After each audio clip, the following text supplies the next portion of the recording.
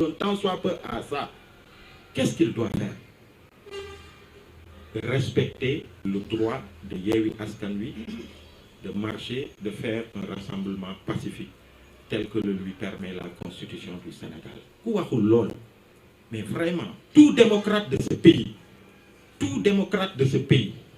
fiñ ci toll, mettre dos à dos Yewwi et le pouvoir, ce serait injuste.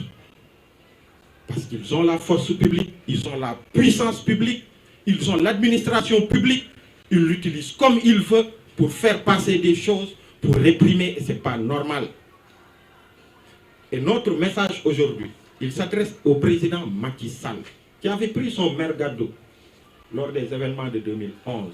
Et à l'époque, pour ceux qui sont aussi vieux que moi dans la presse et ceux qui nous regardent, on en était à un moment où tous les mercredis, il y avait une manifestation à la place de la Nation, quand Macky prenait son mergado et que Fou Malade lui tendait le micro.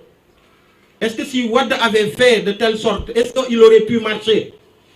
Est-ce que si Wade avait fait la même chose, à un moment, si Wade n'a pas eu la grandeur parfois de s'arrêter, est-ce que Macky Sall serait aujourd'hui président? Non. Le 29, la sécurité, la stabilité de ce pays, à partir du 29 et jusqu'à je ne sais quand, dépendent de Macky Sall.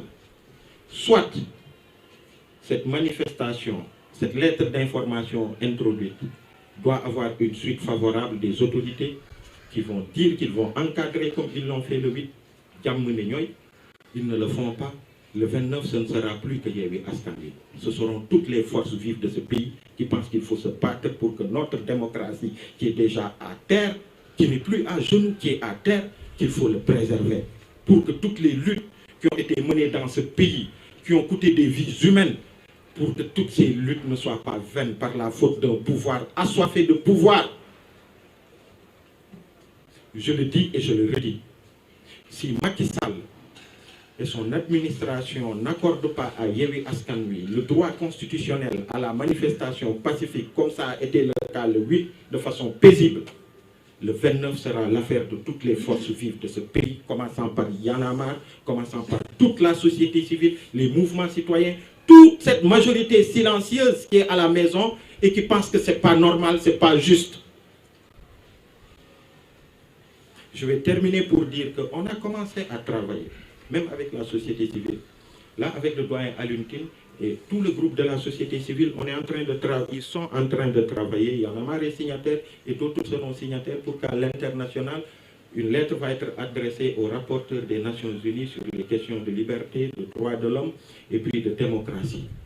Il y a d'autres initiatives comme ça à l'international, mais au niveau national, il faut que tout le monde se mobilise. Et ce message, il s'adresse à tous les citoyens. Ce n'est plus le 29 si on refuse encore à ces citoyens, à une opposition. Mais figurez-vous qu'en 2022, que le Sénégal en soit à un point où l'opposition, sur un processus électoral, il dénonçait quelque chose, elle dénonçait quelque chose, elle ne dénonce plus cette chose. Elle court derrière l'exercice d'un droit constitutionnel. C'est ça. Yewwi Askan Wi maintenant, c'est ça, c'est une opposition maintenant qui se bat pour exercer une liberté constitutionnelle. C'était ça mon message d'introduction. Avant de donner la parole à Thiat, qui va faire la version en Wolof, et après revenir aux questions-réponses. Merci beaucoup.